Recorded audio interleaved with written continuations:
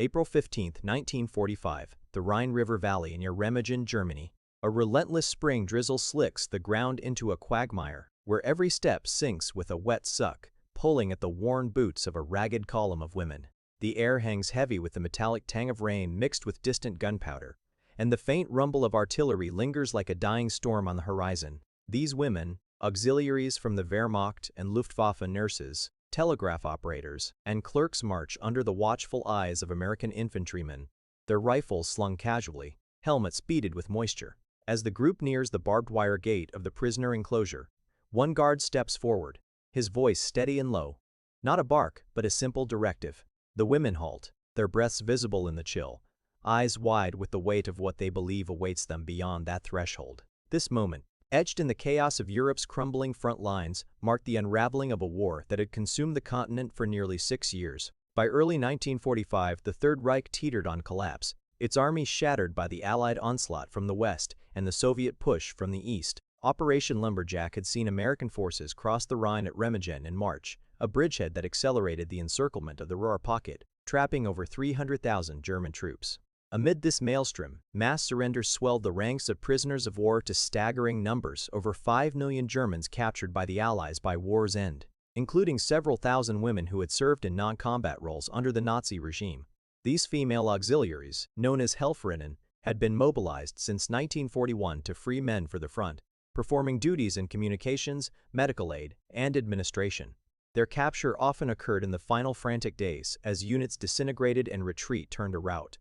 The U.S. Army, adhering to the 1929 Geneva Convention relative to the treatment of prisoners of war, established transient enclosures like those at Remagen and Andernach, designed to process and house captives humanely amid the logistical strains of victory. These camps, ringed by wire and patrolled by military police, became unintended classrooms in cultural collision, where the machinery of total war gave way to the subtleties of human encounter. What mattered here was not just the end of hostilities, but the quiet dismantling of myths propagated by years of indoctrination. The notion that the American enemy was a horde of savages, intent on vengeance and degradation. The German women entered these enclosures braced for the worst, their expectations forged in the furnace of Nazi propaganda. Goebbels' ministry had painted the Allies, particularly the Americans, as brutal imperialists, devoid of honor, who would unleash atrocities upon the defeated. Stories circulated in the waning months of the war. Women shorn of hair, paraded in shame, subjected to beatings or worse in retribution for the Reich's crimes. These auxiliaries, many in their early 20s, had lived under a regime where discipline was enforced through shouted commands and physical intimidation, where superiors bellowed orders in barracks and on parade grounds, instilling fear as a tool of control. They anticipated similar from their captors' harsh voices echoing across the mud, guards wielding authority like a whip, demanding instant obedience amid humiliation. Yet, as they filed through the gate, the reality unfolded in stark contrast. The U.S. Guards spoke in measured tones, their instructions clear, but devoid of venom. No yells pierced the air. Instead, a sergeant might gesture toward the registration tent with a nod, saying quietly, "This way, please." The women exchanged glances, their confusion palpable, a ripple of unease that spread like the rain pooling at their feet. One former Helferin later recounted in a 1946 interview with U.S. intelligence officers, "We waited for the shouts, the curses, the blows that we knew must come. But they did not. It was as if we had stepped into a different world, one where power did not need to roar."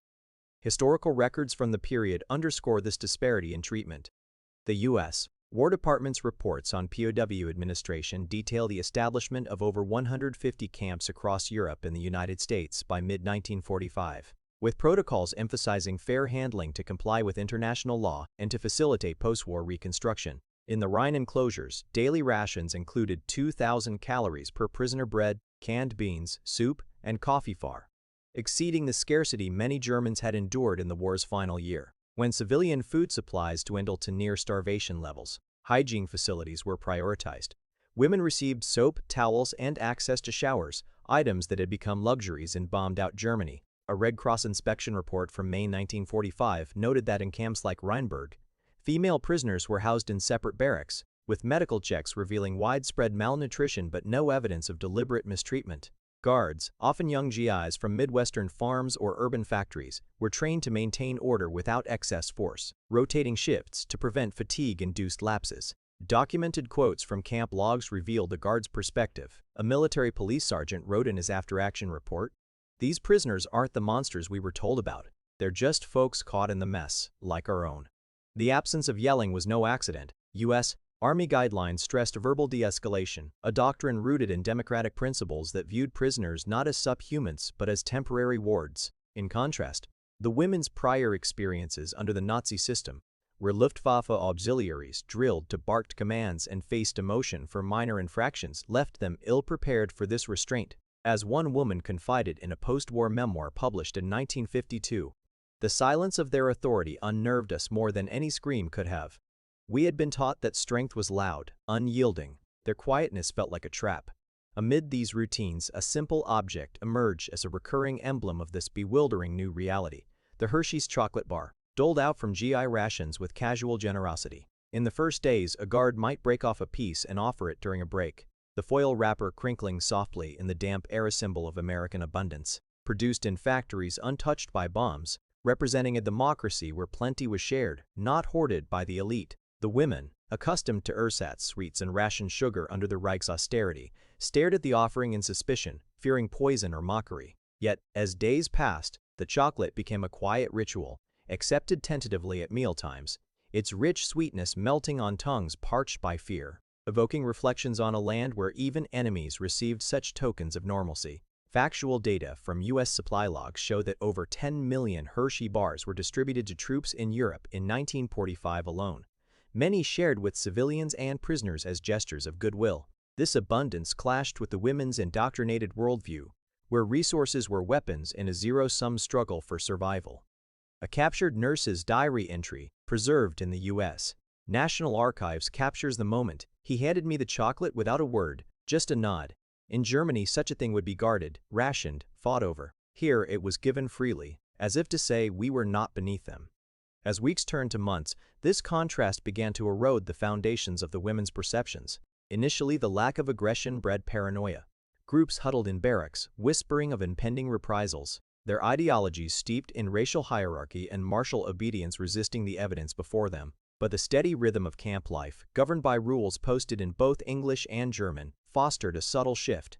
Work assignments, such as assisting in field hospitals or mending uniforms, were issued without fanfare, and compliance was met with simple acknowledgement rather than praise or punishment. Intelligence interrogations, conducted in neutral tones, asked not just for military details but for personal thoughts, a novelty that left many stammering. One woman, a former telegraph operator, recalled in a 1947 oral history collected by the International Red Cross, "They wanted to know what I believed, not just what I did. Under the Führer, belief was dictated. Here, it was invited.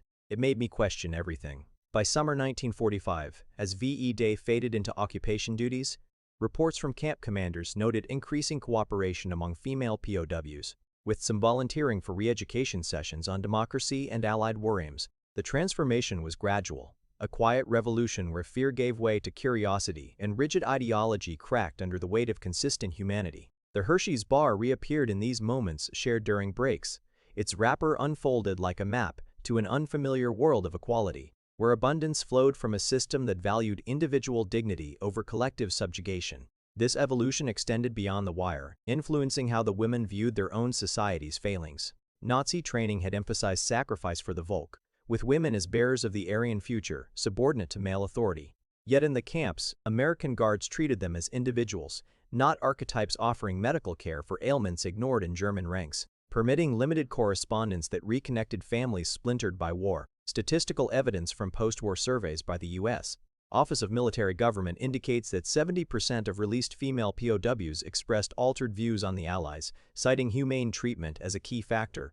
A poignant quote from a released auxiliary in a 1946 Frankfurt newspaper article encapsulates this: "We entered as enemies expecting chains. We left seeing chains in our own past."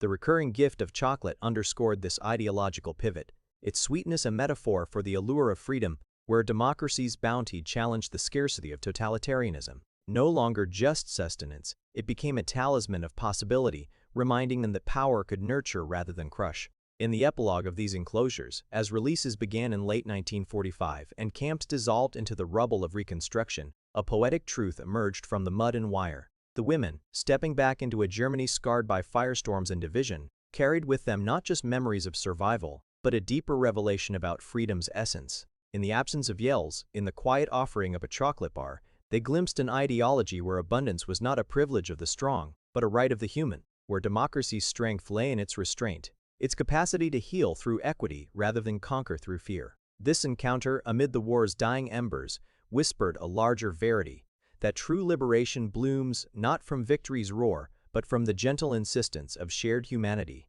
turning enemies into mirrors of our common soul, and binding the wounds of ideology with the threads of unassuming grace.